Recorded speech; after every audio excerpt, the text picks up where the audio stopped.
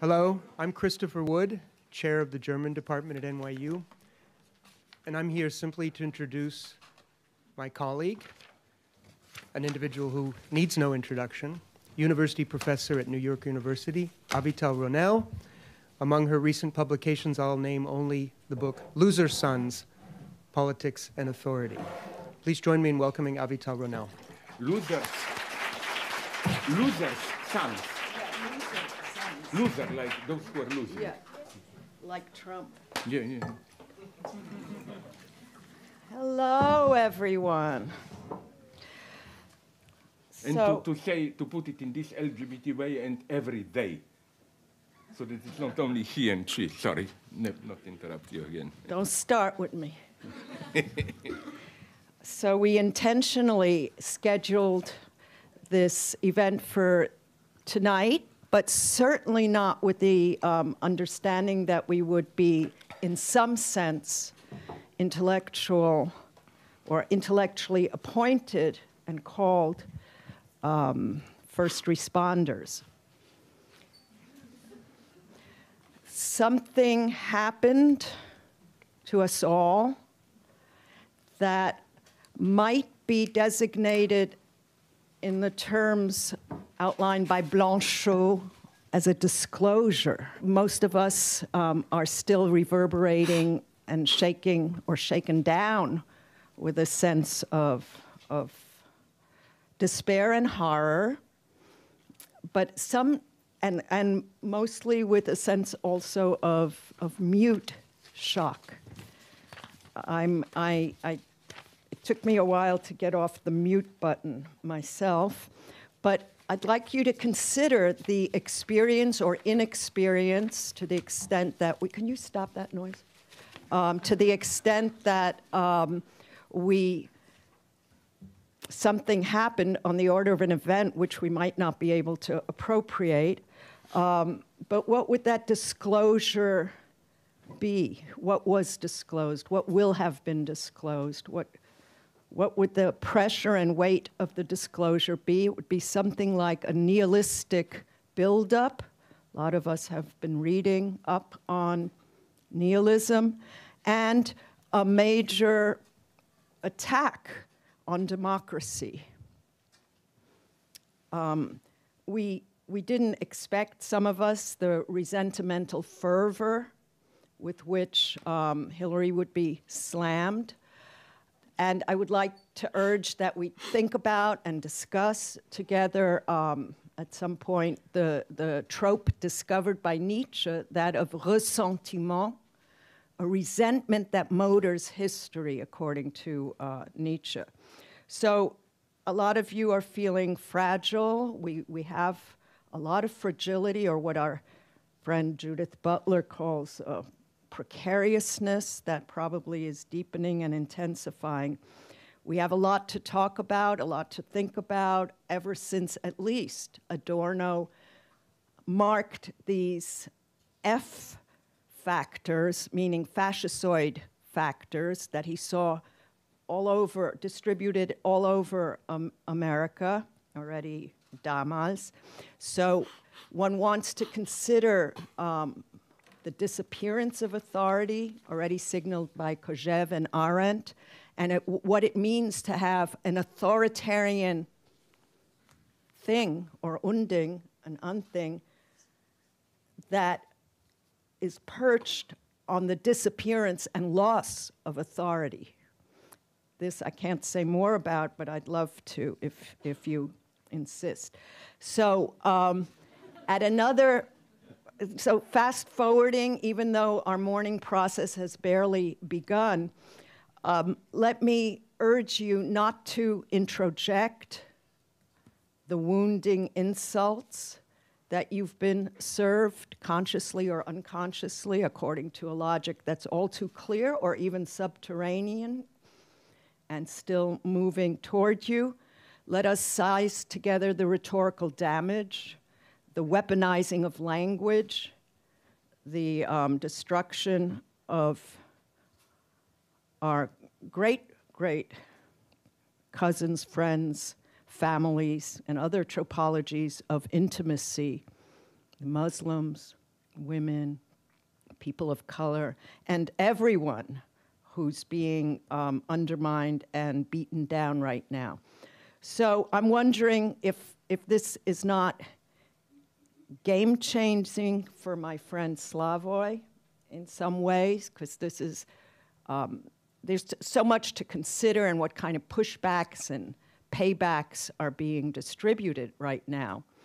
Don't forget that Comey was kind of after Bill Clinton, who pardoned an Israeli spy. I don't know if you remember that episode. There's a lot of history going back and forth that we might want to consider together as we try to clear some abysses with the understanding that we're now groundless. We always were, but now some disclosure has, in a way, manifested itself.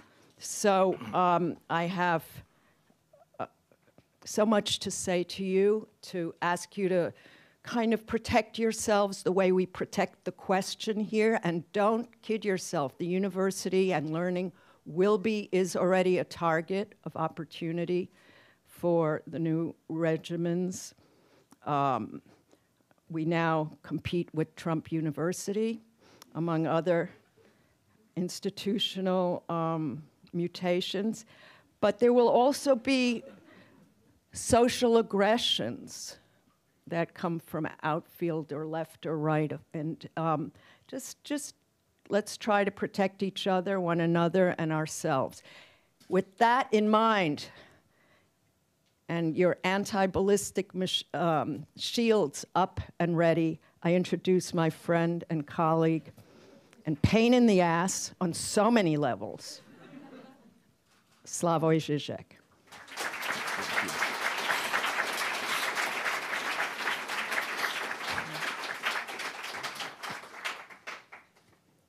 You. Okay. Will you stand there and just control me, or? Okay. Only, we don't play those games anymore, honey. I'm done. Okay. These are your New York plays. I don't get them, what this means. I just want to warn you. The lecture will not be exactly what the title promises. I will skip the racial enjoyments. No, you will not lose any great thing, but it will be clear why. Because I nonetheless want to focus on the obvious thing. It's kind of expected, what you are focusing on, what these elections mean, and so on and so on. Maybe some of you have read my piece, which appeared only on the online version of In These Times. This will be said for you because I will repeat some of the parts. My position is here extremely unorthodox. I'm getting hate mail. I was physically threatened and so on. And as to all those guys from the left who accuse me of being, I'm already now a new fascist, finally my masks have fallen down. Where all I can tell you is that, I don't know if you notice this, how it's more and more difficult for me to publish here and in United Kingdom. First, I was able 5-10 years ago to publish from time to time a co-ed in New York Times. That's out. Then it was in Newsweek, but only online. It's out. Now even my good friends in English Times only allow me from time to time on their on the how to call it, digital version. Not there. In England, it's even worse. I'm now totally prohibited by Guardian, by London Review of Books, by New Left Review, and so on and so on. So what should I say? That if I'm a fascist, then it's very difficult to be a fascist these days, or whatever. So let me say that I will, with best intentions, but consciously, let's say, provoke you. I am convinced about what I am saying. It's not just an empty provocation. And I know this is part of a more general way my theories, claims are problematized, and I want maybe to begin with that. Namely, I would like to begin with a well-known statement, you must all know it, by Edward Bond. If you can't face Hiroshima in the theater, you'll eventually end up in Hiroshima itself. I think that this statement provides the best argument against those who oppose what they dismiss as graphic descriptions of sexual violence and other atrocities. They dismiss them as, that's the claim, participating in the same violence these descriptions pretend to critically analyze and reject. Like, if you, for example, describe violence, atrocities against women, you're walking on a very thin ice, because soon people will say, but wait a minute, your description itself repeats the very act you pretend to criticize, and so on, not out of narcissism, but just to find a clear example of these accusations, I would like to quote you one paragraph from a very critical review in some German newspaper, I think, of my intervention at the Walter Benjamin conference in Ramallah almost a year ago. The writer claims that I enumerate, quote, a detailed list of ritualized sexual violences taking place outside of the Islamic world, thus showing mine, willingness to accompany honor killings with matching atrocities. He, me, was each time rhetorically apologetic about his descriptions. It's really hard to talk about this, but I must tell you. And each time he, me, came back with more obscene, bloody, and graphic details. This is sufficient to grasp the pointlessness and ambivalence of mine intervention, displaying concerns about sexual violence by subjecting the watchful audience to the very violence of crude images of or heinous sexual practices. End of quote. Here you have the logic that I totally reject. Why? I think this passage that I quoted confronts us with the prototype of politically correct line of argumentation. I not only reject it, but consider it extremely dangerous. In order to really grasp sexual violence, I claim, one has to be shocked, traumatized even by it. If we constrain ourselves to aseptic technical descriptions, we do exactly the same as those who refer to torture as enhanced interrogation technique, or, I warn you, I think this will be true in 5 to 10 years, we will soon begin to refer to rape as, it sounds more PC, nobody's hurt, to enhanced seduction technique. It is only the taste of the thing itself that effectively vaccinates us against it. And we can already see the consequences of such a stance, politically correct stance, when, you may remember it, 2 months ago, at the beginning of September of this year, Facebook censored the iconic Napalm Girl photo of a terrified 9-year-old naked Vietnamese girl running away from napalm bombs. It hypocritically justified this removal as a defense against displaying child nudity, which can even count as child pornography, ignoring the obvious political dimension, as if anyone could really be sexually aroused by the photo of a terrified girl.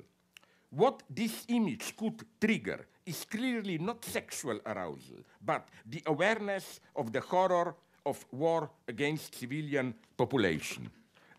Along these lines, Nikki Johnson Houston, if I got it correctly from the author's description, a African-American lawyer, he described eloquently how white liberals have hijacked the conversation about diversity, political correctness, and what topics we should be outraged about.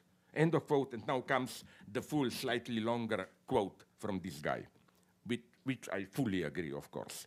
My problem with liberalism is that it's more concerned with policing people's language and thoughts without requiring them to do anything to fix the problem. White liberal college students speak of safe spaces, trigger words, microaggressions, and white privilege, while not having to do anything or, more importantly, give up anything. They can't even have a conversation with someone who sees the world differently without resorting to calling someone a racist, homophobic, misogynistic, bigot, and trying to have them banned from campus or ruin them and their reputation. They say they feel black people's pain because they took a trip to Africa to help the disadvantaged, but are unwilling to go to a black neighborhood in the city in which they live. These same college students will espouse the joys of diversity, but will, in the same breath, assume you are only on campus, if you're African American, because of affirmative action, or that all black people grew up in poverty, end of quote. Therein resides for me the political problem with political correctness. To repeat Robespierre, it admits the injustices of the actual life, but it wants to cure them with, again, what Robespierre called a revolution without revolution, in exact parallel to today's consumerism, which offers coffee without caffeine, chocolate without sugar, beer without alcohol, multiculturalism without violent clashes, and so on and so on. A vision of social change where, with no actual change, a change where no blood is spilled, where no one gets really hurt, where well-meaning liberals remain cocooned in their safe enclaves. Now you will say, but nonetheless, there is one big result of this politically correct influence precisely because of what political correctness stands for. We did have a chance with Hillary Clinton to have the first woman president of the United States.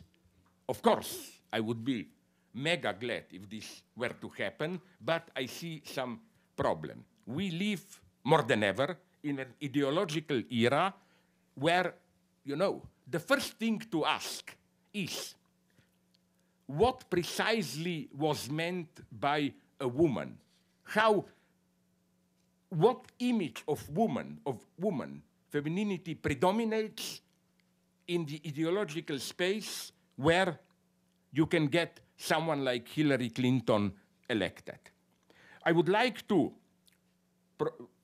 provide a provisional, at least, reply to this question by referring to Alain Badiou's new book, The True Life, La Vraie Vie, where Badiou already begins with a wonderful provocative claim that from Socrates onward, the function of philosophy is to corrupt the youth, to alienate, or rather, in Brechtian sense, extraneate them from the predominant ideological political order, to sow radical doubts, to enable them to think autonomously.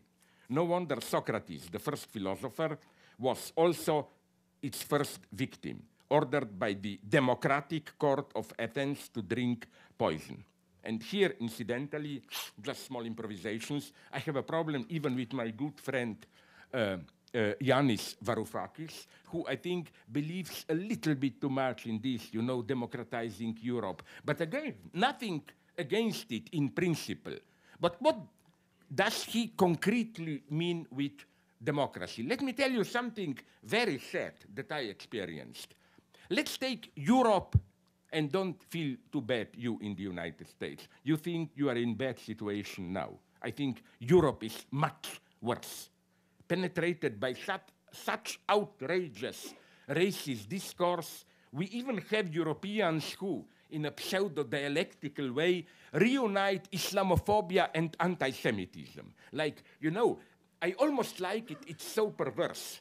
The topic now among European, well, it's not even extreme right. You find them in big media.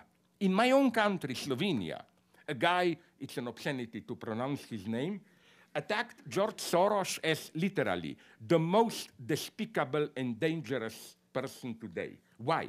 Because he is, that's how he is addressed in that text, a Talmudo-Zionist who is organizing the invasion of Europe by Negroid Islamist hordes, not even crowds, hordes, like primitive hordes.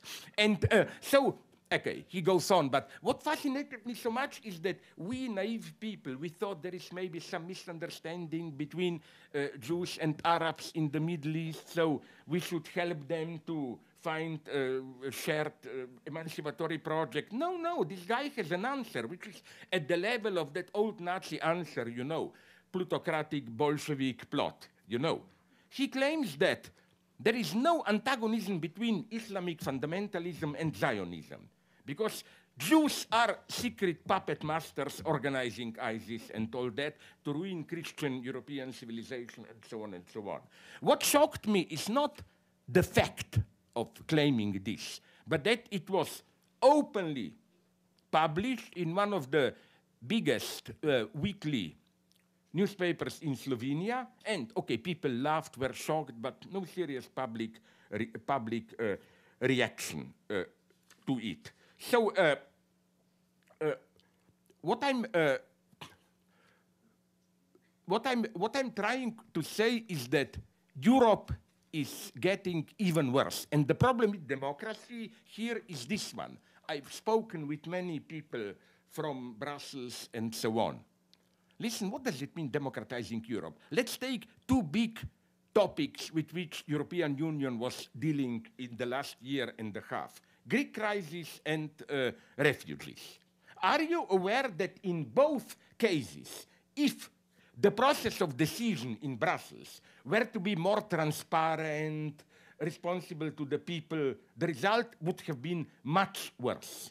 I know, I spoke with a Slovene representative in Brussels who told me he was only able to argue, let's not be so tough against Greece, in closed sessions. Because the moment the debate was public, our media reported it, and he was under tremendous racist pressure. Like, how could you help those lazy Greeks who are ruining us? It's the same with refugees. If you were to do in a democratic way, it means what? Organizing referendum in most European countries. Do you want refugees or not? Practically all European countries would have rejected them. So I think, not that I'm her mega political fan, but here I think Angela Merkel did the right thing. She consciously went against the opinion of the majority with this typical risky gesture that authentic politicians should do. You do something that you know it's not popular, but you hope that through insisting on it, you will change the situation to such an extent that retroactively people will see the justice of it. So much about democracy. Let me return to Badiou.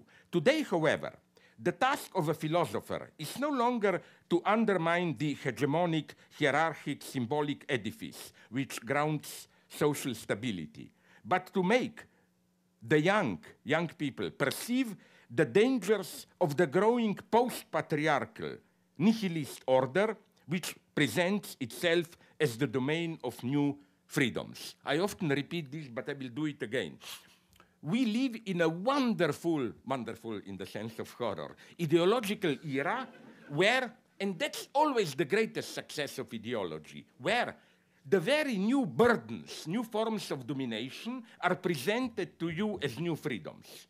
For example, precarious work is more and more becoming a rule. In my own shitty country, Slovenia, almost half the people already work precariously.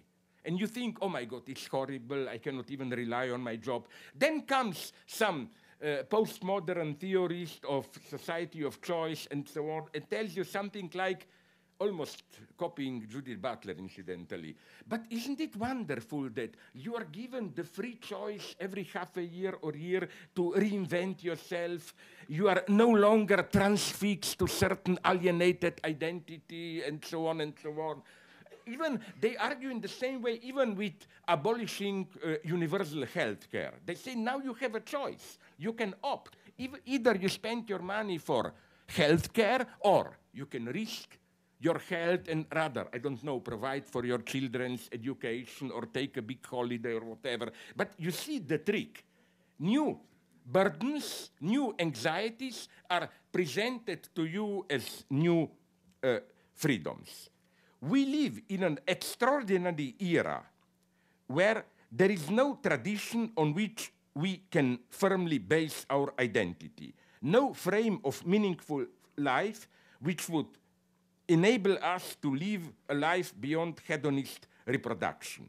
This new world disorder, this gradually emerging worldless, like it's no longer world in this Heideggerian sense of the totality of meaning, worldless civilization exemplarily affects the young who oscillate between, on the one hand, the intensity of fully burning out sexual enjoyment, drugs, alcohol, up to violence, and radical search for a career, endeavor to succeed, study, earn money within the existing capitalist order.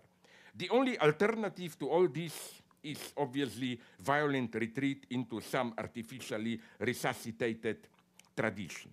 There are attempts to assert a social form of radical negativity, unconstrained expenditure in Georges Bataille's sense of sovereignty, as the only thing that can really undermine the smooth flow of capitalist reproduction. For example, among these lines, Lee Edelman, whom I otherwise appreciate, has developed the notion of homosexuality as involving an ethics of now, of unconditional fidelity to jouissance, extreme enjoyment, of following the death drive by totally ignoring any reference to the future or engagement with the practical network of world affairs. Homosexuality, thus, for Edelman, stands for the radical assumption of the negativity of death drive, or withdrawal from reality into the real of the night of the world. Along these lines, Edelman opposes the radical ethics of homosexuality to the predominant obsession with posterity, that is to say, children. Children are, for Edelman, pathological moment which binds us to pragmatic considerations and thus compels us to betray the radical ethics of jouissance. However, I'm more tempted to claim that the unleashing of such radical negativity is just the obverse of the capitalist manipulative calculation, its own self-destructive aspect. We all, capitalist consumerism is never simple consumerism. It's always divided between extreme consumerism, drugs, mortal enjoyment, sex, getting drunk, whatever, and the controlled version, like enjoy but within certain measures, and so on and so on. So again, my thesis is here very radical. I see absolutely nothing in any meaningful way socially transgressive, transformative, into saying, follow the death drive to its end or whatever. Now, let me go on. We are getting here a reactive decadent version of what Marx called or desired the withering away of the state. Today's state in the sense of Staat, political state, is more and more an administrative regulator of market egotism with no symbolic authority, lacking what Hegel perceived as the essence of state, the all-encompassing community for which we are ready to sacrifice our lives. This disintegration of ethical substance is clearly signaled by the abolishment of universal military conscription in many developed countries. Okay, you will say this is nice, we no longer have militarism, but I claim the very notion of being ready to risk one's life for a common cause appears today more and more pointless, if not directly ridiculous. So that armed forces as a body in which all citizens equally participate is gradually turning into a mercenary force. That's the other sad aspect of abolishing universal military conscription, that we are ultimately ruled by mercenaries. Now, let me go on. This disintegration of a shared ethical substance, that's Badiou's thesis, affects differently the two predominant hegemonic gender identities. men are gradually turning into perpetual adolescents with no clear passage of initiation that would enact their entry into maturity. It's clear, till like 30, 40 years ago, there were clear rites of initiation for men. Usually it was, in those countries which had it, military service. After that, you really became a man. Or it was getting a permanent job, a profession. Even education worked like that. After finishing university, you are potentially a worker, you are there. But all this with precarious work, with abolishing military conscription, with education, with, okay, I agree with you, Trumpization of education, where, you know, instead of this good old, I love it more and more, alienated process of education for 4 or 5 years, you are detached from so-called real life, you just study. Now the idea is all your life you should learn, you study, which means study becomes part of capitalist reproduction and so on and so on. No wonder then that in order to supplement this lack, post-paternal youth gangs proliferate, providing ersatz initiation and social identity. Now comes Badiou's other thesis, which may be problematic, but I think it can be saved. According to Badiou, in contrast to men, women are today more and more precociously mature, treated as small adults, already as small girls expected to control their lives, to plan their career, and so on and so on. What then is happening today with sexual difference in the traditional sense of gender binary? Traditionally, men were perceived as the bearers of the one, the monotheistic God, patriarchal power, stable social hierarchy, while women were associated with the two, their position being the one of between the two, whatever, between mother and whore, between lover and saint, and so on. But you see in this between the two something much deeper than an after effect of patriarchy. Quote from Badiou's book, "A woman is the overcoming of the one in the guise of a passage between the two. Such is my speculative definition of femininity," end of quote. The conclusion he draws from this is surprising but consequent. I love it. His claim is that by their very existence, women are not so much atheists are a direct embodiment of resistance to one, to God, denouncing it as a fiction. I will read you this short passage, I love it, from Badiou. "A woman is always by herself the terrestrial proof that God doesn't exist, that God doesn't have to exist. It is sufficient to take a look at a woman, what is called really to take a look, to be immediately convinced that one can well do without God. This is why in traditional societies women are hidden. Things are here more serious than a vulgar sexual possessiveness of jealousy. Tradition knows that in order to keep God alive in whatever way, women have to be kept invisible." I mean, it's a wonderful, naive statement. I find it a little bit problematic, but he is onto something. Let me go on. Today, however, when the reign of the symbolic one is weakened, the hierarchy of roles and places under a divine name of the Father, this hierarchy is becoming largely irrelevant. To fill in this void, a new one, in the sense of individuality, is emerging.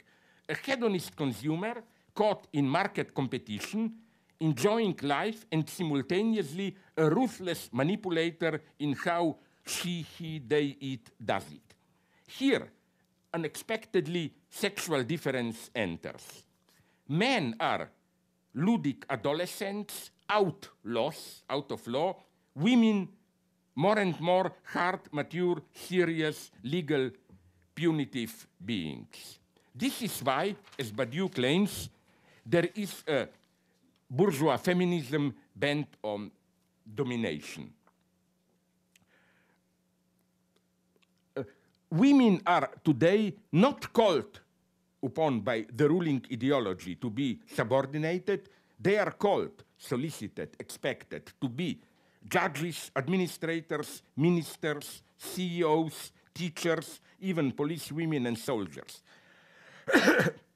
A paradigmatic scene occurring daily in our security institutions, I don't know how it is with you here, but in Europe it is like this, is that of a feminine teacher, judge, psychologist taking care of an immature, asocial young male delinquent. But this has to be said about him who is not at this level bluffing. He adopted two small African-American boys, no, African, you see, this is the limit of political correctness, black. It's ridiculous to call them in Europe African-Americans, who came from a mother, single mother who died from AIDS and so on.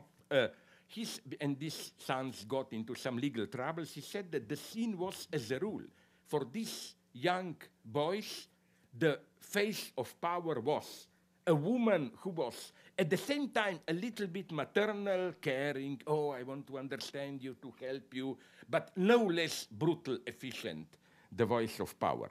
A new figure of the one is thus arising, a cold, competitive agent of power, seductive and manipulative, attesting to the paradox that in the conditions of capitalism, women can sometimes do better than men.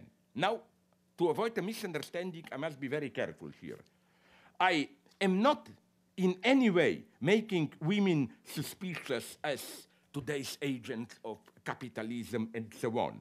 I only think that in the conditions of late capitalism, if women want to become powerful, which I totally support, even if this power can be brutal and so on, I think that more and more in our society, from England after Brexit, to Germany, to the unfortunate Margaret Thatcher 30 years, 20 ago, to India, Indira Gandhi, and so on. You know, we men are more and more bullshitters. If you want job to be done in a tough way, you need a woman, not a man. All I'm saying is that this woman, this figure of feminine identity that the system offers to you to be successful is very suspicious. It's another trap of the existing order. There is a political triad which renders perfectly this predicament that I'm trying to describe. Three names enter: Hillary, Duterte, Trump. Hillary Clinton and Donald Trump, are they not today's ultimate political couple?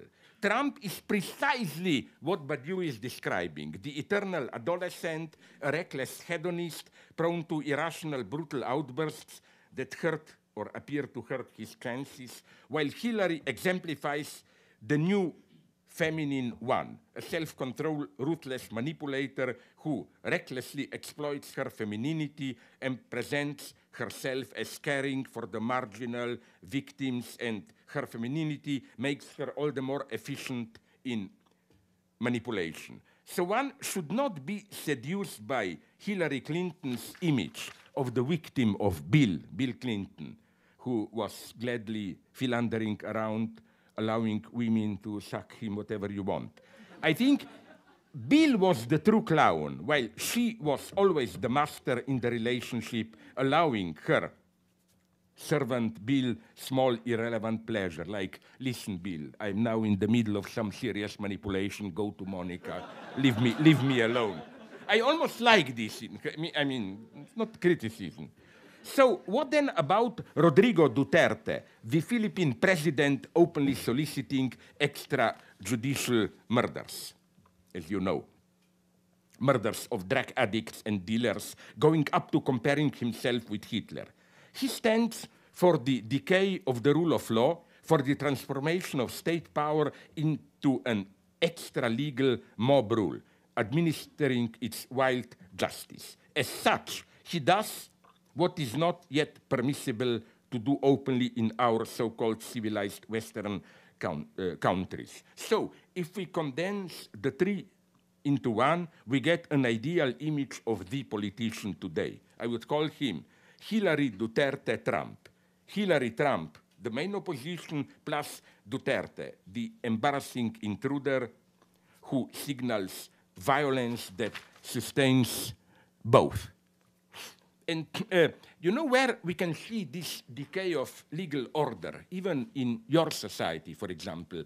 You remember, when was it, a couple of months ago, when a guy also called some policemen, shot some policemen, I don't know where. Then all the right-wingers with Trump, of course, on their head, exploded, like, that's enough, that's too much. Will we now allow policemen to be freely shot?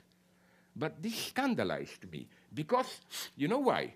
Because let's compare these two, okay, crimes. A desperate individual shoots policemen, and in excessive use of force, police shoots usually to death, usually a black guy. I claim not the first, the second crime is much more dangerous. Why? In the first case, when a lone guy, I think it was a black army veteran, shoots policemen, this is simply external to the law. Some outsider takes revenge. But when policemen do the killings, this means undermining rule of the law from within. It's incomparably worse, I claim.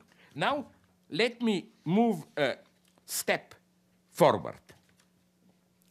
As for the underlying form of subjectivity in all these shifts to post-patriarchal society, we are clearly dealing with the sexualized version of the so-called post-traditional Protean subject. Today, I claim, the hegemonic form of subjectivity is no longer the autonomous subject subordinated to the paternal Oedipal law, which guarantees his, her, their moral freedom, but a fluid subject that experiences itself as permanently reinventing, reconstructing itself, joyfully experimenting with combinations of different sexual and other identities. So I think that the problem for me with those, let's call them whatever you want, post-feminist or whatever, who see the emancipatory dimension of sexual struggles into asserting this fluid, non-fixed identity, you know, in the sense of don't get transfixed onto one role, reconstruct yourself all the time, and so on and so on. My only counter-argument is that where is the emancipatory potential? This is the hegemonic form of subjectivity today.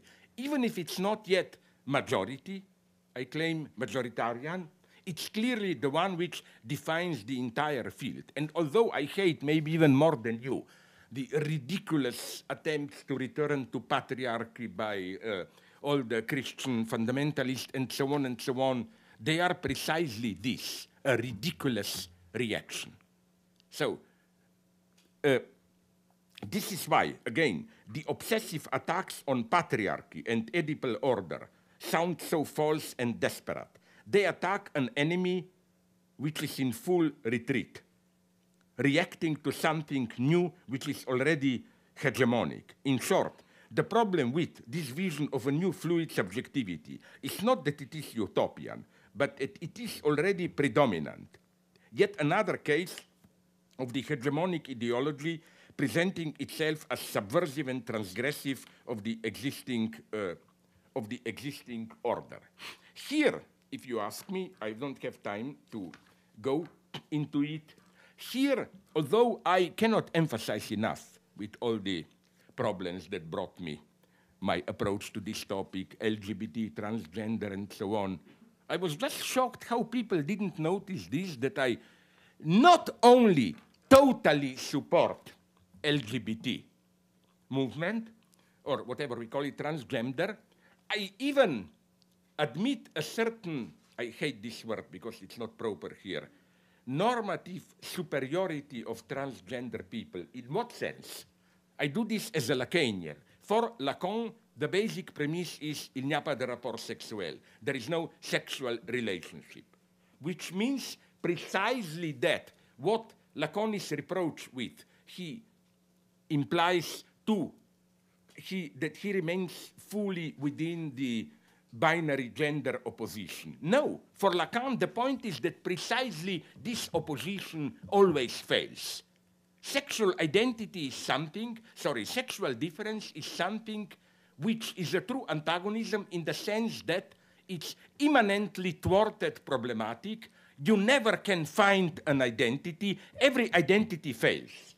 And we, ordinary heterosexuals, if we are or whatever, even gay people. Now I love to provoke you, no, because I'm old, close to retirement, screw you. You cannot fire me and so on, you know. You know what I never got? Okay, now I will say, you will immediately attack me as the worst form of racism. Some of gay people are among my best friends, you know.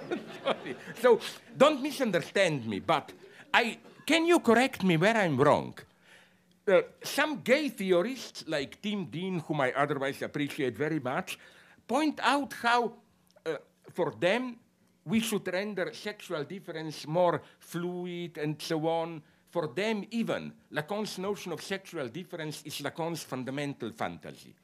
The idea is clear. It's kind of a pseudo-Deleuzian idea that the primordial factor of our sexual lives is some kind of fluid, polymorphous perversion, and then bad Oedipus imposes the big gender difference, totalizes it. But I never got something. Can you explain to me in what sense being gay or lesbian undermines the gender binary? Like, if I am gay, I am a guy who wants to screw guys, or being screwed by them. I will not go into it. But the gender binary is strictly 100% here. I just choose the other half, but still, half are excluded, and so on. So I think that the way to really undermine heterosexual normativity is, I don't have time to go into it, something much more radical I developed in some of my books. I wonder if you would agree. I'm, of course, repeating old stuff, but what the hell. Did you see two movies that I appreciate very much? M. Butterfly, Cronenberg, and The Crying Game, Neil Jordan. In both of them, a guy falls in love with a beautiful woman. When they are at the point of consuming their sexual relationship, he discovers that the woman is a man. It's a kind of a nice, ironic reversal of this founding scene of fetishism for Freud, when boy looks at a girl, and there is no penis there. Here, the problem is that there is a penis there, but it shouldn't have been. Okay, now some gay theorists were criticizing these films, claiming that they are still some kind of a compromise. Like, why didn't the films openly admit that these two guys knew from the very beginning, some subconsciously, unconsciously, fully, half-consciously, that their object of desire is a man? They just were not ready to openly admit to themselves. No, Lacanian reading would have been, I claim, much more radical and beautiful. What these movies present is not this extreme, exceptional case of a guy who doesn't admit to himself that he is gay. What if the scene of these films is the innermost logic of the normal, at least from the male side, heterosexual love? Lacan's idea is that the unconscious fantasy, which from the male side sustains men's love for a femme fatale, is that this femme fatale is really a man dressed up as a woman. And again, this is not an exception. This is it, which is why for Lacan, as he says, the only true heterosexuals are lesbians. Heterosexual men are subspecies of homosexuality. So again, you see my point. It's not enough to say against heterosexual binary gender roles, yeah, but they are fluid, blah, blah, blah. No, things are much more perverse. It's not just that the norm is never fully realized. It's that the norm subverts itself from within. So my point would be this one. I'm just a little bit more Marxist Freudian here. For me, transgender persons embody at its purest the deadlock of sexual difference. They embody this difference as impossible. Which is why, again, one tends to ignore them, makes it difficult for them. But here comes the problem, and I'm not bluffing here, please believe me. Forget now about all my bad taste jokes. That's how my mother and God created me. It's not my responsibility. But what I try to say is that, you know, for example, I read somewhere that now even the city of New York, some human rights committee established a list of 31 sexual identities, and of course, it's obvious this anti-straight heterosexuality pleasure in it, like man, woman are listed just one among, as if at the same level as butch, bigender, trigender, whatever. You know, I have nothing against it. Just I don't believe that. I sometimes find with transgender people, some of them, this secret dream that we are full of anxiety under oppression because we cannot locate ourselves within the big binary, gender binary. But if you provide a wide enough classification, we will be more at ease, we will find slot for ourselves. No, you will never find it. And that's why, for me, the best of LGBT is, I love them here. You know what is now the official formula? LGBT plus, or LGBTQ, whatever plus. The idea of plus is all those who are not included. But what I like is to include into the classification its externality. Marx knew it, Hegel knew it. Every classification, in order to work, has to include such a paradoxical element.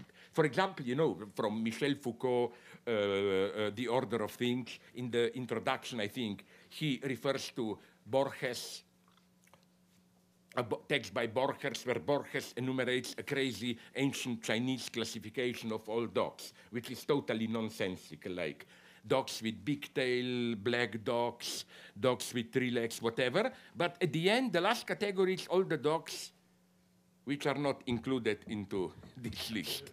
So again, all I want to do is to assert, that's my point. There is I totally agree with LGBT people. There is a plurality of gender identities, but it's not some natural primordial fact, precisely because sexual relationship is impossible. For me, and here I am a classical Freudian Marxist, even Derrida, I think, is more with me here, that plurality is always the result of some basic thwarted impossibility of the one or whatever. Here I disagree with my good friend Badiou, who goes all too easy with this idea of some primordial multitude, multiplicity, and then one only arrives later, and so on and so on. Now I will do something really evil, but I love it. That's why I will do it. Namely, do you know that in California, where else, there are already some capitalists who, referring to this, and I think it's a misuse, I'm here making fun just of these capitalists, who claim if we deconstruct gender binary, should we not also deconstruct class binary? And some of them even attempted to say, no, there are not only capitalists and proletarians, but there is a multiplicity of positions which cannot be reduced to this binary. And what I tried to do in my absolutely evil way is to establish a kind of a list of this class multitude, like what if we have by class, like by gender, by class position, a proletarian sub-employing and exploiting other proletarians, masturbatory cross-class, a small company self-employed owner exploiting himself, class queen, a motherly capitalist who takes care of her workers but tolerates no trade unions. Then you have PTC, proletarian to capitalist. CTP, capitalist to proletarian, class bender, class queer, pan class, non-class, trans class, A class, third class, class fluid, non-binary trans class, class gifted. Then you have my favorite. You know, one in this list provided by New York City authorities of 31 identities, one is two-spirit. I don't know if it holds for sex, it certainly holds for capitalists. Aren't people like George Soros or Bill Gates two-spirit capitalists? Half time, ruthless manipulators, one spirit, then the other half of the time, the most generous humanitarians and so on. It's two-spirit. Then we have precarious proletarian, digital capitalist, CEC butch, a capitalist brutally exploiting another capitalist. As they say in Mikado, Gilbert and Sullivan, my favorite opera, they are all on the list and none of them will be missed. Why? And here comes another thing. I totally support and understand LGBT people when they claim that, when they demand for themselves the right how they are referred to. I just claim that I don't accept this as a general universal principles. It holds for sexuality, but I definitely am not ready to concede this as a general principle. We all have right to be called the way we want so that we will not be hurt. I mean, to give you an extreme example, take somebody like Hitler. No, she should be called dirty criminal, monster. He should be called precisely so that it will hurt as much as possible, and so on. But okay, that's another story. Now I want to go on. Screw you, I'm taking a lot of time. Okay, what I will do now is go into these elections. What happened here? What do I see as a problem based on all that I developed till now of these elections? Trump said he wants to make America great again. To what President Obama responded that America already is great. Here I respectfully disagree with Obama.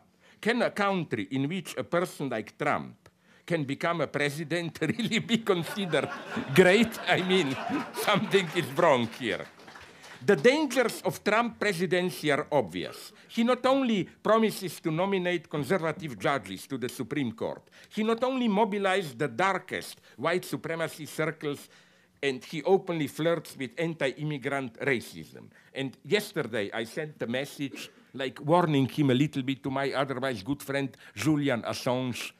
Did you know who was the last guy who sent a congratulatory message to Assange? Our good friend David Duke.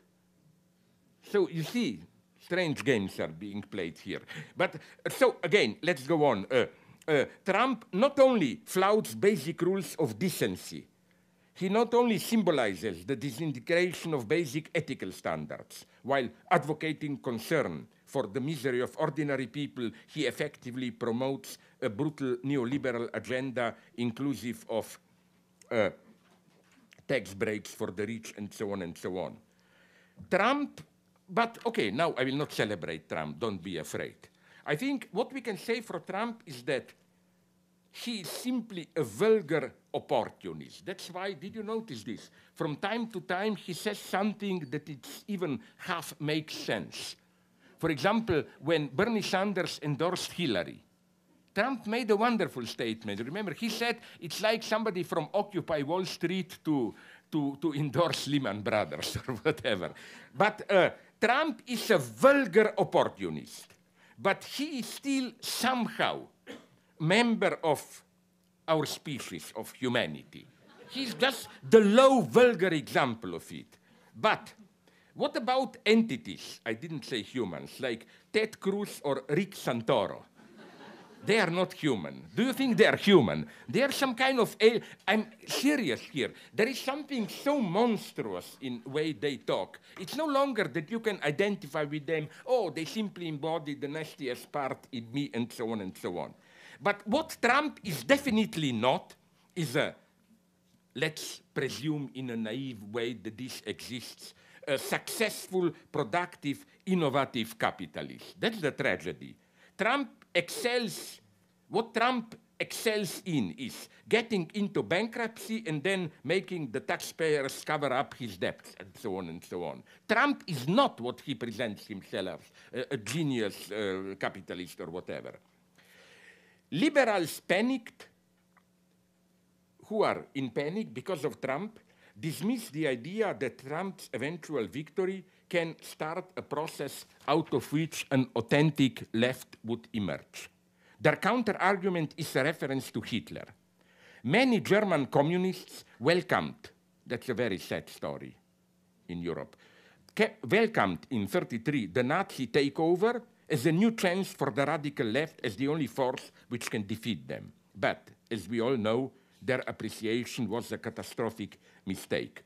True, at the end the Nazis lost, but many things from Holocaust on happened in between.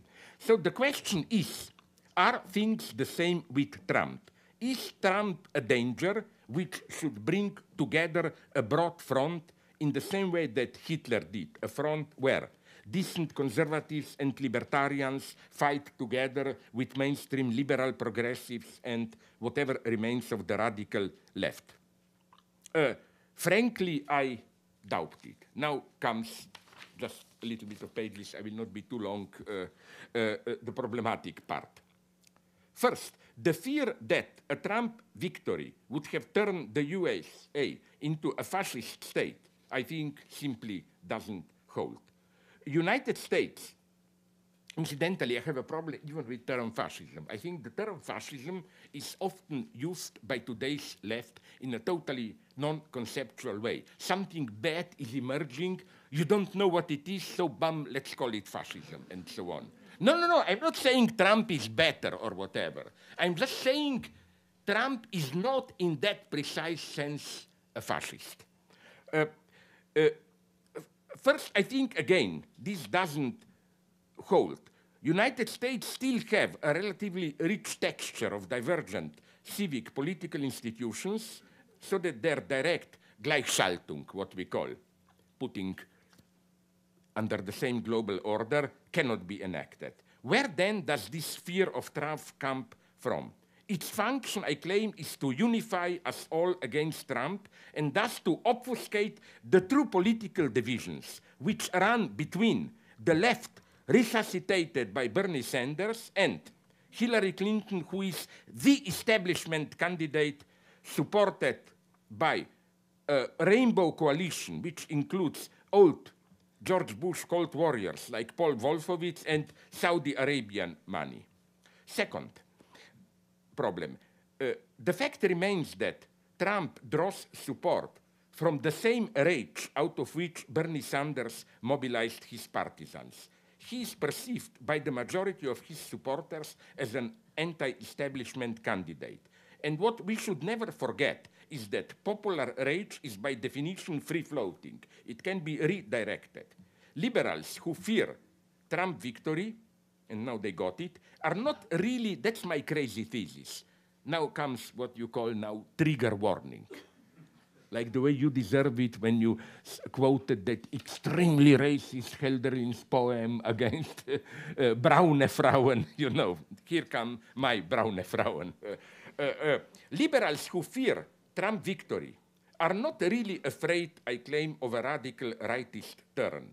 What they are really afraid of is simply an actual social change. Again, to repeat Robespierre, they want a revolution without revolution. They are sincerely worried about injustices of our social life, racism, sexism, economic exploitation, but they want to cure them in a soft way. George Orwell, back in 1937, wrote a wonderful quote. We all rail against class distinctions, but very few people seriously want to abolish them. Here you come upon the important fact that every revolutionary opinion draws part of its strength from a secret conviction that nothing can be changed. End of quote. Orwell's point is that radicals invoke the need for revolutionary change as a kind of superstitious token that should achieve the opposite, prevent the only change that really matters, the change in those who rule us, this change from occurring. So that's my very problematic, here comes my very problematic thesis. Hillary's victory would have been the victory of a status quo overshadowed by the prospect of a new world war. And Hillary definitely is a typical democratic Cold Warrior. It would have been a status quo of a situation in which we gradually but inevitably slide towards ecological, economic, humanitarian, and other catastrophes. That's why I consider extremely cynical leftist critics of my position who claim that, I quote from an online attack on me, to intervene in a crisis, the left, they claim, must be organized, prepared, and with support among the working class and oppressed. We cannot in any way endorse the vile racism and sexism which divides us and weakens our struggle. We must always stand on the side of the oppressed, and we must be independent, fighting for a real left exit to the crisis. Even if Trump causes a catastrophe for the ruling class, it will also be a catastrophe for us if we have not laid the foundations for our own intervention. It sounds convincing. You know what's my problem? The guy claims, let's wait till we are fully organized. Well, this will never happen. You have to begin with some risky acts. You know, this is precisely what Rosa Luxemburg criticized as social democratic opportunism. No, it's not yet the time for revolution. What do you think, that if we wait and wait and wait, I don't know, how it's called that, those marginal communist groups that you have will grow into a big party and there will be a mega coalition, millions of transgender, gays, immigrant workers marching together. No. If you wait the right moment will never arrive.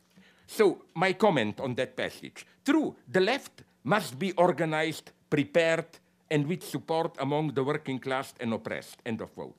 But in this case, the question should be, which candidate's victory would contribute more to the organization of the left and its expansion? Isn't it clear that Trump's victory maybe will lay the foundations for our own interventions much more than eventual, it didn't happen, Hillary's victory? Yes, I'm first to admit it, there is a great danger in Trump's victory, but the left can only be mobilized through such catastrophes. If we continue the inertia of the existing status quo, there will for sure be no leftist mobilization. Many of the poor voters claim Trump speaks for them. How can, now you will say, how can they recognize themselves in the voice of a billionaire whose speculations and failures are one of the causes of their misery?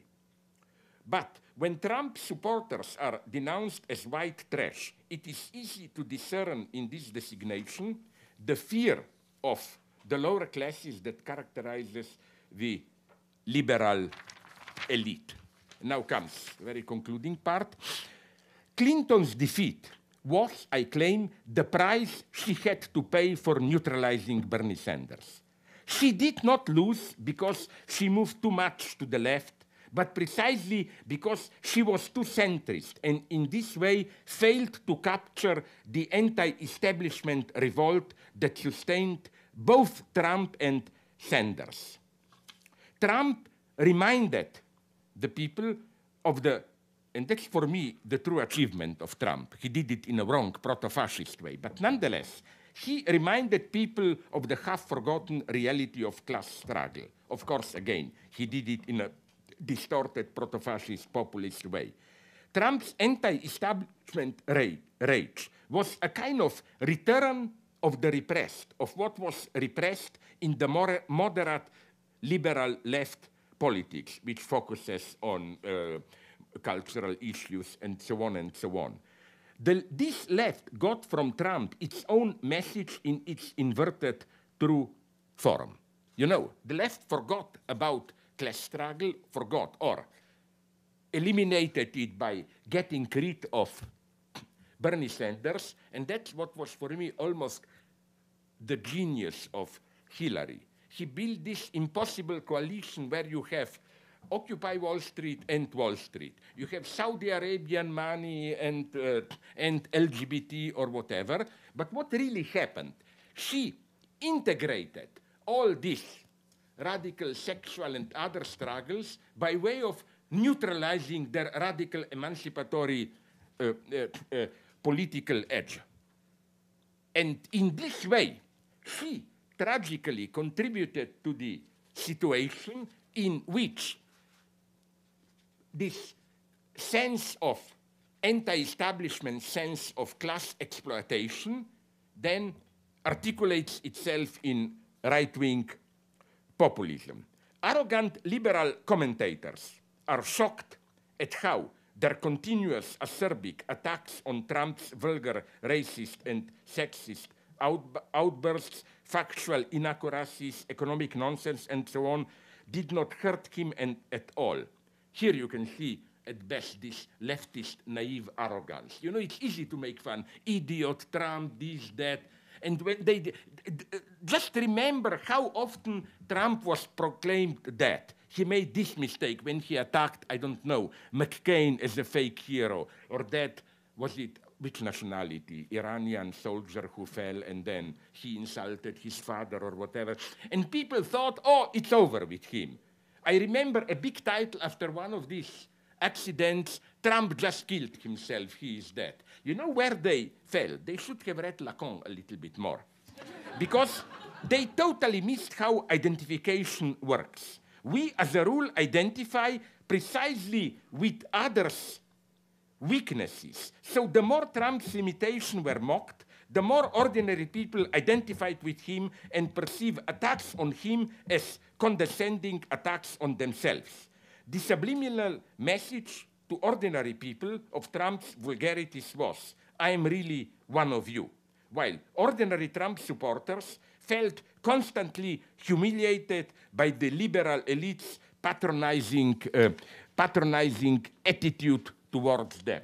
So that's the tragedy. The left paid for ignoring the class issue. It returned in this proto-fascist obscene form. You know what Walter Benjamin said long ago? Behind every fascism, there is a failed revolution. Applied to the United States, and I'm not saying that Bernie Sanders was a big revolutionary. I'm just saying that behind the rise of Trump, there is the failure of Bernie Sanders. And I sincerely admire Bernie Sanders. Why? Because I think that the only chance in the United States for the rise of a more radical emancipatory movement, and don't be afraid, I'm not expecting some new communist party, especially not with Bob Avakian or with the guy and so on.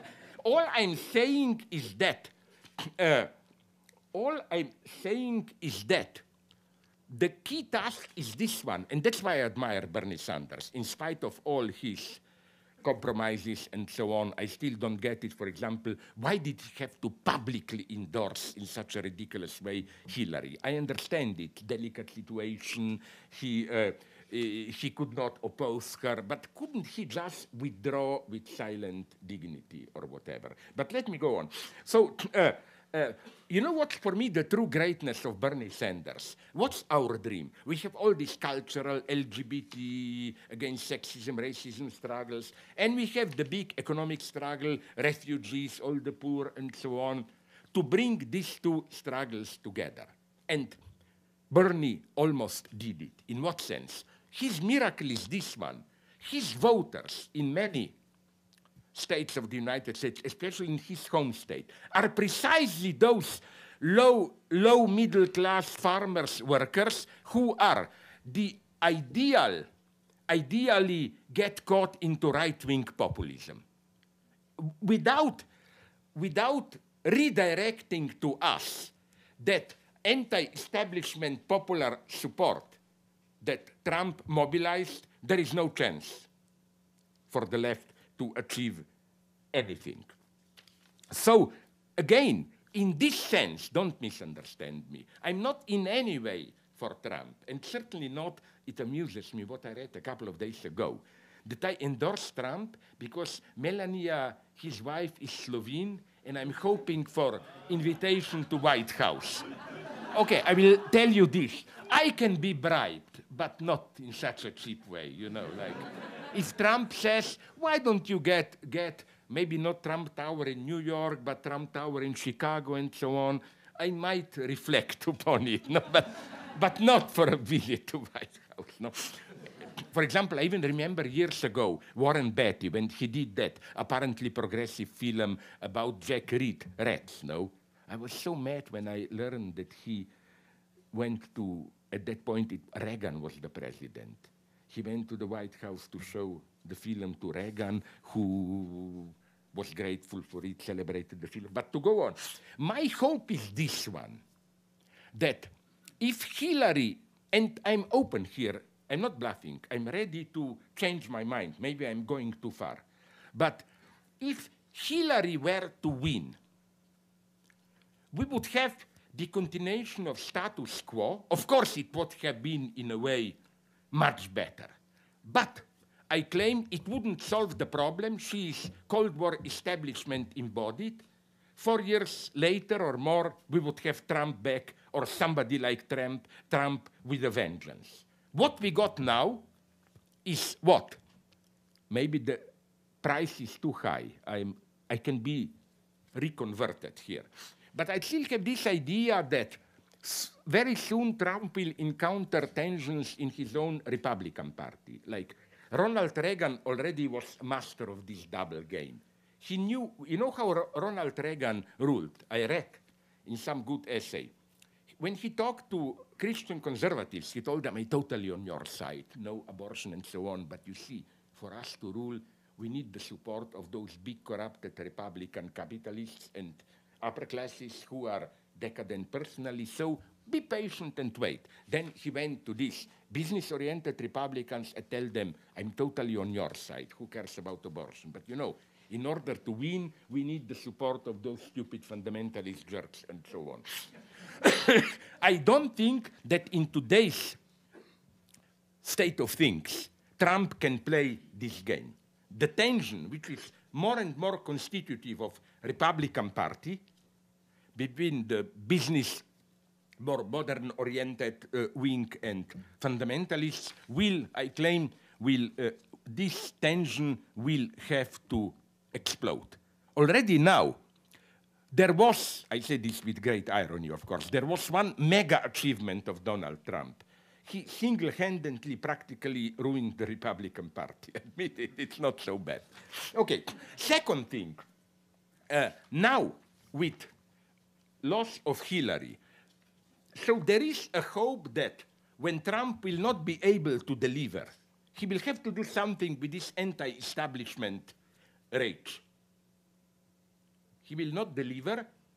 There is a possibility that they will be redirected towards another, more left radical project. Plus, there will be now deep self-examination within Democratic Party. There is a possibility that they will finally get it. That's the nice paradox. It's not always this famous, her husband, Bill Clinton's triangulation, which brings victory. Sometimes, to win, you have to be more radical. That's what great politicians learn and are able to do. So that's the absolute limit of my support for Donald Trump. He's disgust embodied. My hope is this one. Can his crazy victory trigger a certain process of political renewal without risking too much? New authoritarian rule. I made a risky decision. I can well be convinced that I am wrong. But to conclude, so my message to you would be to really conclude this one. Trump's victory may create a new political situation with chances for organized, more radical left. So, if you love America, as I do, now is the time for the hard work of love, for becoming engaged in the long process of the formation of a radical political left in the United States. Or, to quote Mao Zedong again, this would be my formula of your situation now. There is a great disorder under heaven, so the situation is excellent. Thank you very much.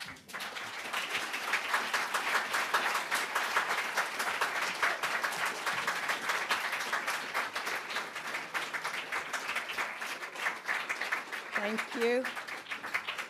Thank you, Slavoj. You are like my British friends. They can praise you, but in such a way that you can see the mortifying dimension. You are kind to people in a way, cutting me with a knife. Okay, this is just Listen, modest. do you think you're projecting? I said thank you. You see, didn't she say now thank you in a very ungrateful way? Sorry. In a very Nietzschean way. Okay, so fuck you very much. And we do have time if you want to ask a question or so. I will just toss out one thing, which is I would put on our reading list if we had 6 more weeks to discuss, maybe Lyotard, who would throw into question this emancipatory jubilation that Of what? that just the sense. Yeah, that's generally, yeah. Yeah, the sense that that some renewal, this whole tropology of renewal, of emancipating, of organizing, and so even though you presented it very, very carefully, and I appreciate so much of what, as you say, about your enemies, I appreciate them otherwise. If there isn't still the kind of boost and pump of an emancipatory fiction, and maybe we have gone too far. This time we went too far.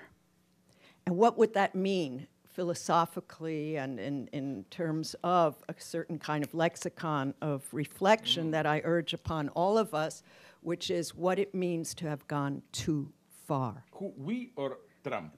Or we or... All of us. It's just too far. We went too far. There's no retraction possible, hypothetically. There's no beating a path or finding a path. Go back? Or how do we get out of this shit?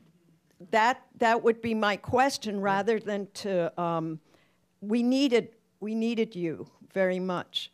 And we needed a sense of that narrow path that wasn't happening last night, to some sense of futurity.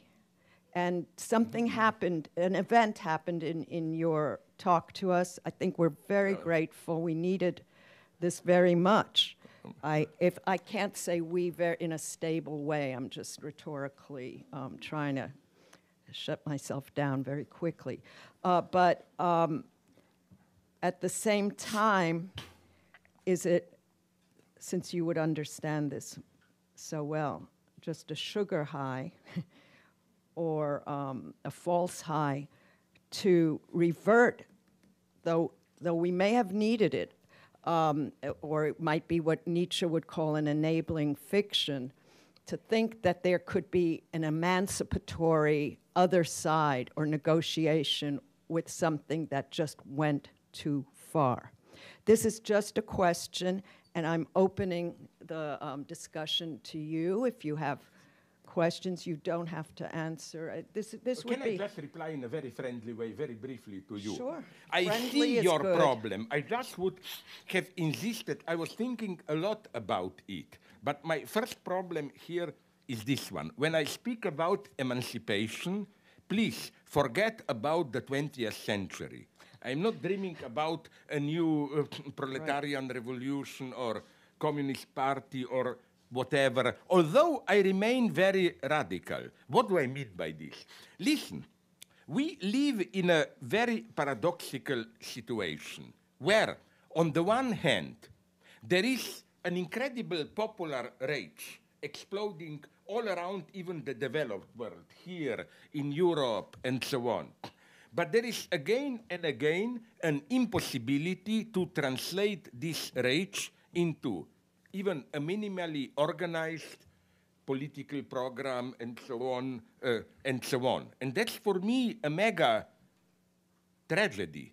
I'm sorry if some of you know this metaphor of mine, but I like it so much that I repeat it all the time. Did you see the movie V for Vendetta? You know how it ends up. People win in United Kingdom and they penetrate the parliament, people are in power. Okay, I am sorry for repeating this old tasteless remark of mine. I'm ready to sell my mother into slavery, and it's safe to say because she is already dead, but that's another point. I'm ready to see a movie which would be called V for Vendetta Part 2. I was so interested, but what happens then the next day? What do the revolutionaries do? How do they reorganize the government or whatever, and so on and so on?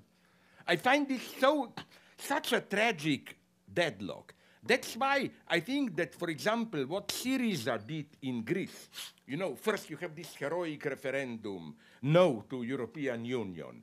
1 or 2 days later, they had to capitulate. I totally disagree with those who simply cry betrayal, like Tariq Ali. He tried betrayal and then he flew back to London to his £5 million flat, which he's now, that's how we know how much is it worth selling on the market and so on. But what I want to say is this, that,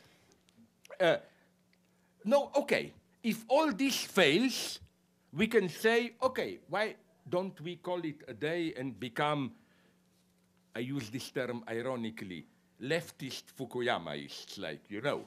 We basically accept Fukuyama. We cannot get the liberal democratic capitalism is the only feasible way. We just could make it a little bit better up and down and so on and so on. Okay, I don't think this works because I think we are approaching so many problems, antagonisms, which it's clear to me it will not be possible to solve them, even to contain them within the existing world order. There is a problem of ecology where large international cooperation will be possible. And here you have another example of ideology, how you are interpolated as ideological subjects. When you ask radical questions, how to change, restructure our industry, the answer you get is, but why do you just criticize? What did you do? Did you recycle all your Coke cans? Did you put all the newspapers aside and so on and so on? It's a wonderful mechanism which makes you individually guilty, and at the same time it offers you an easy way out. You know, you do that stupid recycling and you can go on living as usual. But more, I will not get lost, I'm sorry. So first we have the problem of ecology, where I think mega large international cooperation will be needed. Then, although they are very naive, but different authors like Paul Mason, like Jeremiah Rifkin and others, even Elon Musk, the Tesla guy, now accepts it, that obviously capitalism, the way we know it, is reaching its limit in so-called intellectual property and so on and so on. What will happen? How will we restructure it and so on? Not to mention all other problems. So I am saying that, and maybe we are lost. I don't see any automatic rise of some Marxist new working class subjectivity. I am just saying, if things go on the way they are going on, what will happen? Well, Hollywood knows it, as always. You know, all these dystopic movies, Hunger Game, Elysium, and so on. We are approaching 20%, 80%. It's not just 99%, 20%, 80% society. That's why, with all naivety, I cling to this notion of emancipation and so on. Because I don't believe in this micro-political gestures of resistance and so on and so on. I am saying if something more radical will not happen, and I'm a pessimist, openly, probably it will not happen, then we are not maybe totally lost, but maybe even totally lost. I think that there is even a growing chance of new world war. And paradoxically, I wonder if you agree here that Hillary is more of a Cold Warrior than Donald Trump. I would be much more, would have been much more afraid of her as a president. You know why I'm afraid of it? I don't think it's a good parallel of today's situation with the 30s Nazism. It's, I think, more with World War I. Decades before, everybody knew World War is approaching. Everybody was getting ready of him the way they do it today. I read in newspapers, you know what's already happening in Russia. They already have millions participating, mass training for how to react in the case of nuclear war and so on and so on. But at the same time, we don't take it really seriously. We know it, but we don't really believe in it, and that's why it can happen.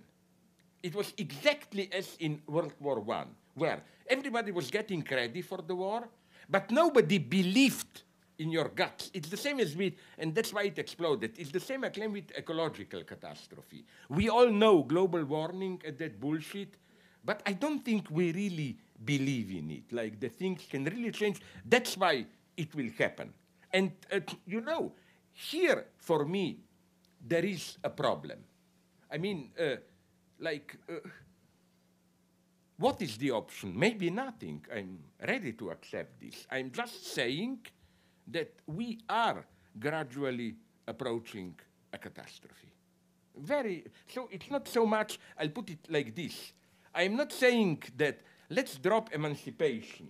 The universality is rather the universality of a catastrophe. And I mean it in a very empirical way, not in some misty pseudo-Heideggerian way. We will not even be noticing it, but our work will be over. I'm talking about very concrete catastrophes, hunger, world war, total chaos, and so on and so on. Sorry, I was too long. I'm sorry. Not at all. We have time, no 4 time. minutes. Yeah, Okay. because he set the clock. No, you did, bitch. Okay, but it's another. Sorry.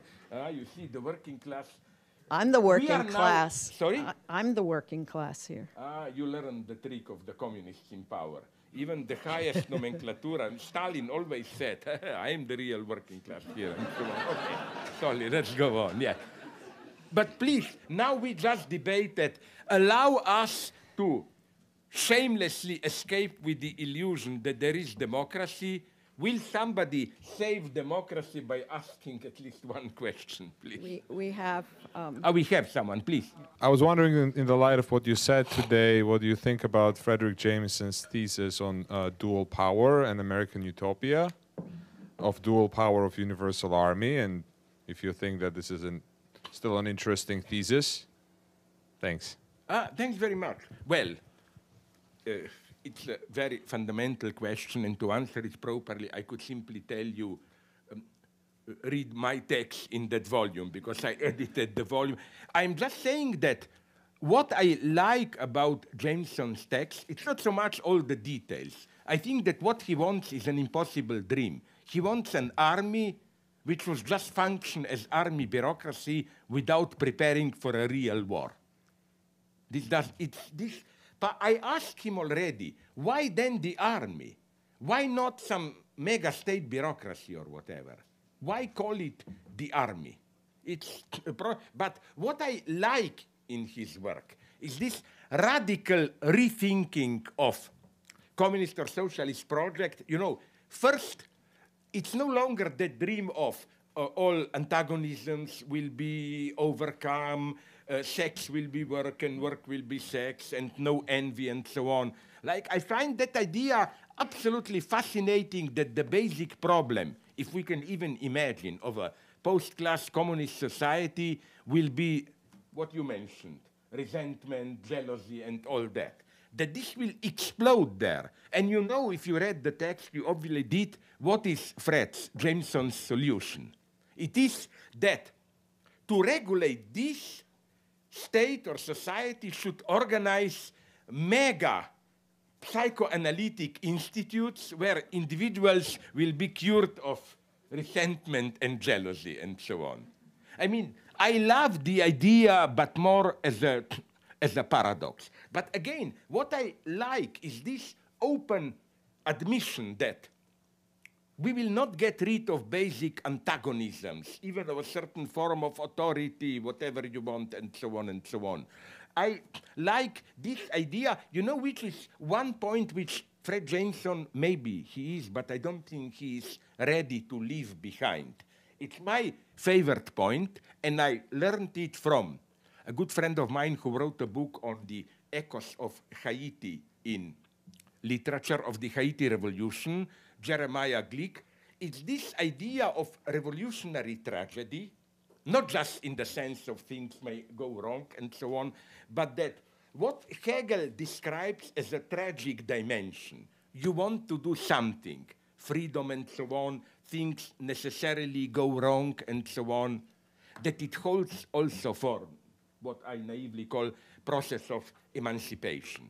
Here, we have to admit that we don't know where we are moving, that things will have to be radically redefined. It's not only that we have different paths towards socialism and so on, but in the process of building socialism, what socialism means, up to its most basic constituents, will have to be radically redefined. So I'm even much more, in a way, pessimist than Fred Jameson, but I can only tell you that this change is sensible everywhere. For example, I haven't yet read their text, but I know that now, through my private grapevine spying service, that Hart and Negri are now radically rethinking their position, and then they no longer play this like ignore state power, multitude, reorganize locally. No, they said we also need not only multitude, verticality, strong central power, authority, taking power, and so on. That's for me, that's the left, we are not yet, but it needs this very radical rethinking. For me, we have really to accept that also in the so-called process of emancipation, the tragic dimension, precisely in this sense, you do something with best intentions, you totally screw it up, and then in this process, the very goal you are pursuing changes and so on, has to be accepted. I really think that I'm a pessimist. We don't know where we stand. We have all these futurist books that I like to read, like, again, Jeremiah Rifkin, or now the bestseller by, how is the guy called? Yuval Harari, Homo Deus, this description of a society that is emerging, where our lives will be controlled by gigantic digital machinery, biogenetically, and so on, and what will happen with our freedom, and so on. These are all such fascinating topics, and we don't yet have even the proper theoretical apparatus to know where they lead. Let's give up one more so that. All right. Please, Is there? I'm so sorry. You said one more? Did you say, or do you say that's it? One more and then. Okay, because with the one and the two and the plus, let me no, see. let's move from moderate right to radical left, or sorry, or it's from moderate left to radical right. I was never good in locating. Thank you. Thank you. Since I've arrived to the U.S., I've been fascinated with the racial divide and the institutional racism that is here in the U.S. What do you mean by institutional? The shooting against people and the criminalization and the jailing of 1.5 million black people, like we outside of the U.S. refer to African Americans. But which is the part that is going to play this institutional racism and black people and people of color in the new radicalization of the left or the possible radicalization of the left in the near future and the political process that maybe will be triggered? I cannot give you a precise answer. My only point, which makes me even more unpopular, is that my hero is here again. I'm sorry if I'm repeating myself. My hero is here, Malcolm X, because he precisely opted for universalist version. You know what he did with X? It's not Haley and that Hollywood kitsch return to roots and so on. His genius was to see in the most tragic dimension of the black experience, they lack family tradition, ethnic roots. But his idea was, what if this opens up a possibility for a new community, even more universalist than European universalism, and so on and so on. So all this idea of happy coalition between, or coordination between universal economic struggle and concrete identities, identity politics in whatever sense, it will not work. I'm a pessimist there. There should be radical changes on both levels. For example, many of my friends, now that we have it's unfair to say problems with refugees in Europe because we are a problem for them also, you know, but there are problems. Some people propose simple formulas like we should distinguish between our universal struggle and the right of every group to maintain their specific way of life. That's for me the worst idealism. The point is that precisely you cannot distinguish them because universal dimension, it's not that I have my way of life and apart from it, I participate in some universality. Universality must be inscribed in whatever way in your particular way of life. For example, and that's why you get all these problems. For example, with women's rights, you try to regulate in Europe with immigrants women's rights, and they complain, and they are quite justified to complain, that this means destroying their way of life. So what will you do? There is no easy way out. You have sometimes to make a choice. You take seriously women's rights, like when a woman protests, I don't want to be controlled by my family and forced marriage and so on. But then when you protect the woman, these communities will claim in a totally true way. They are right, that you are destroying our way of life. And also in my own country, for this I was so much attacked, proclaimed a neo-fascist or what, when I drew attention to the fact that, for example, for Roma, what in racist way we called once gypsies, for them arranged marriages are the very core of their communal life. You take away from them this, they disappear in 2 generations, the latest. So what will you do here? Whose side will it take? In Slovenia, we had a serious problem with this because years ago, a young girl escaped. She didn't want to be, when she was 12 years old, married. And then, of course, all feminists, they were right, supported her. But then the Roma community said, sorry, you are brutally intervening in our way of life. Now, I'm not simply saying that I'm defending European universalism against others' particular way of life. I am well aware of these dialectics of how European universalism is itself partial and so on and so on. What I'm just trying to do is to complicate things. Tolerance doesn't help here. What do you tolerate? You tolerate, you don't tolerate. Like, if you say we should tolerate the way of life of other communities. Okay, but where do you draw the line if their way of life violates what we consider rights of gay people, of women, and so on and so on? Where do you draw the line? There is, it's not so much that I offer an easy way out. I'm just, the first step towards a solution is maybe to admit it that it's a difficult problem. If both sides admit that it's a problem, maybe something can be done. But on the other hand, of course, I reject this notion of traditional groups, we want our way of life, and so on and so on, but also, of course, this enlightened Western arrogance, and so on and so on. I mean, it's interesting how today, often, those very marginal communist groups want to criticize Eurocentrism and want to protect all those particular ways of life, but all those to whom they refer, for example, in Mao's China, no, Maoists were, when they were in power, pretty brutal in destroying all traditional ways of life, and so on and so on. And I will tell you something else.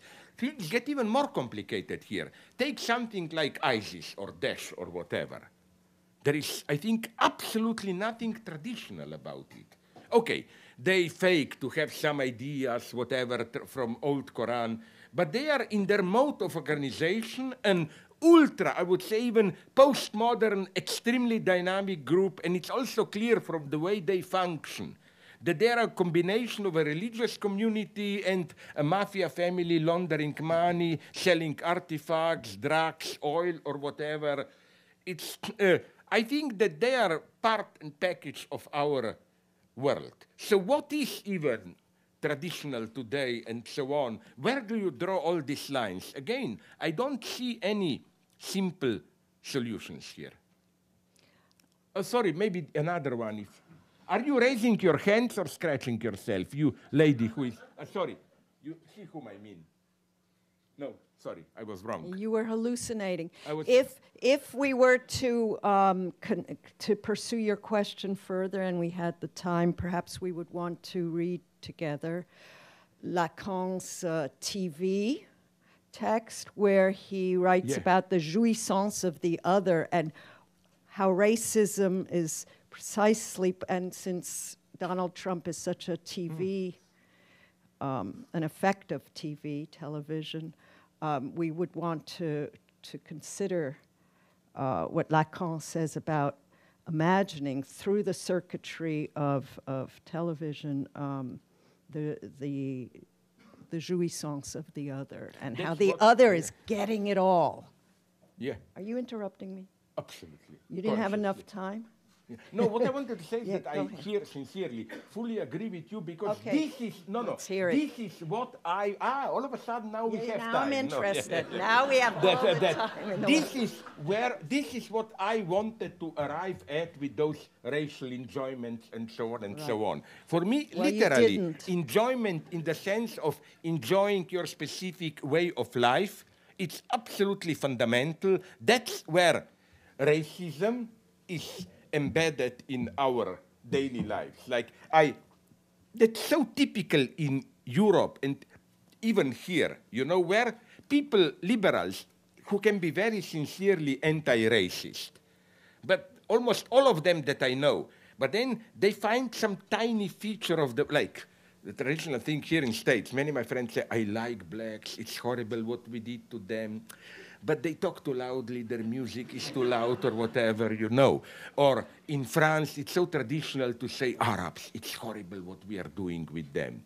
But just when I pass a Moroccan restaurant, it's so much garlic or whatever. It's, you know, this is a ridiculous example. But what I mean is that it's easy to be anti-racism at the abstract level of, you know, oh, we are all equal and so on and so on.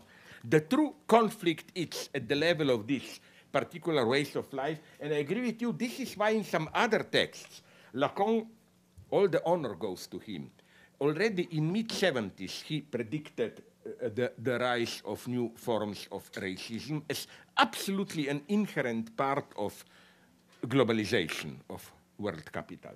Yeah. So I know we're all beginning our sense of loss and horror. I hope we contributed to your sense of loss and horror and made it stick. We're here to suffer together and continue to think. No, I don't want to suffer. I want to enjoy my loss. That's true. No. Sorry. To finish, just this, please. That's for me the lesson of Christianity. In Christianity, you know, God gives us our freedom. How? You experience yourself as abandoned by God. let's say. I'm alone. I do and feel this right now. no, no, I will not abandon you. No.